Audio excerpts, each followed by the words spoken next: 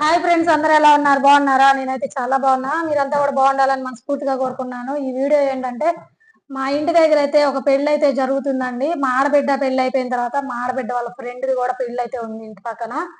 So పెళ్లి అయితే బాగా వరుసగా మొదలు పెట్టేశారు అందరికీ అయితే.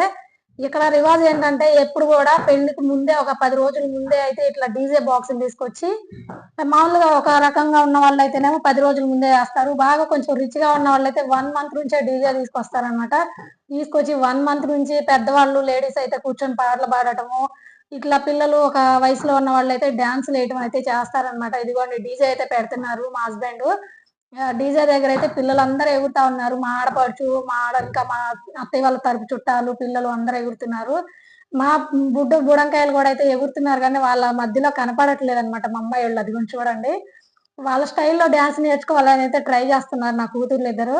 కాకపోతే వాళ్ళ మధ్యలో మా అమ్మాయోళ్ళైతే కనిపించట్లేదు. మా పెద్దమ్మాయి, బుడ్డమ్మాయి అయితే ఇద్దరు పొట్టిగా ఉండటం వల్ల, అదిగోండి వాళ్ళ అత్తయ్య అయితే చేపట్టుకొని ఏపిచ్చింది.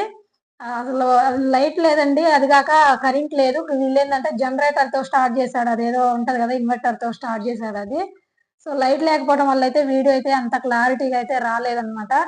చూడండి ఫుల్ ఎంజాయ్ చేస్తారు. ఎవరైనా ఇంకా వచ్చి చూసేవాళ్ళు ఉంటారు గదా! పెద్దవాళ్ళు, లేడీస్ ఎవరైనా వాళ్ళ డాన్స్ ఒకవేళ వాళ్ళకి నచ్చినయితే గనక వాళ్ళకి ఎంతో కొంత మనీ అయితే చేతిలో పెట్టడం స్టార్ట్ జేస్తారు. ఇదిగోండి ఇంకా పెద్దవాళ్ళైతే ఎళ్ళిపోయారు పెద్ద పిల్లలు. ఇదిగోండి నా చిన్న కూతురు చూడండి పిల్లలతో పాటు డాన్స్‌లేస్తా ఉన్నారు. ఎవరికి నచ్చిన సాంగ్ వాళ్ళైతే పెట్టించుకుంటారనమాట. అడిగి మరి పెట్టించుకొని డాన్స్ అయితే ఏస్తారు. చాలా అంటే చాలా బాగా సందడిగా ఉంటదండి. 1 మంత్ నుంచే ఫుల్ సందడిగా అయితే ఉంటదనమాట ఇంటి దగ్గర. ఇక్కడ ఇక్కడ ఆచారం ఎట్లుంటది, మన సైడ్ ఏంటంటే పెళ్ళికి ఒక 2 రోజులు ముందు రోజులు, ఓ 2, 3 రోజులు హడావిడి ఉంటదనమాట.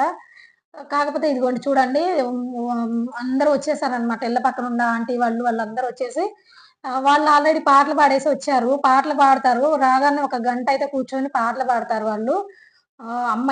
కాబోయే అమ్మాయికి అత్తగారింట్లో మంచి జరగాలి అని చెప్పి ఏదేదో దేవుడి పాటలైతే పాడతారు. అట్లా అన్నమాట. వీళ్ళ రివాజ్‌కి, మన రివాజ్‌కి చాలా తేడా ఉంది ఫ్రెండ్స్. ఓకేనా? బాయ్.